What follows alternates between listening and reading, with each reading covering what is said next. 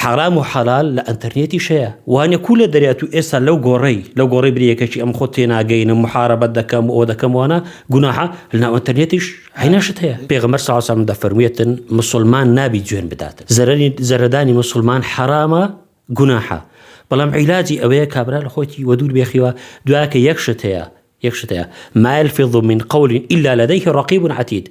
هر قسەی دەکەی إلا رقيب وعتيد لەسەر مەلائکە. باشە لە ئەنتەرنێتیش عین ئەتو قسەی بەرامبەر کەسێکی مسلمان دەکەی عینەشتە.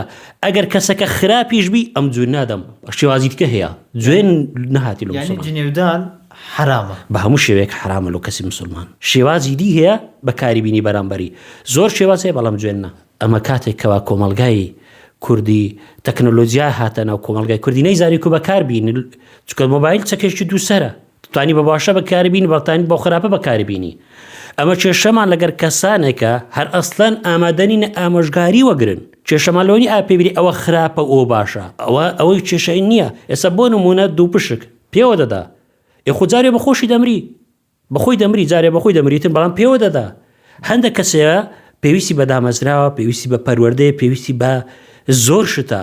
ئەو کێشەکەی زۆر جاروێ لەوەی نی ئایا بزانی پێیبری ئایەوە حرامە بەجێت بکە لێگەڕێ یان برێ وڵا کاکە و حەلالە بیکاتن.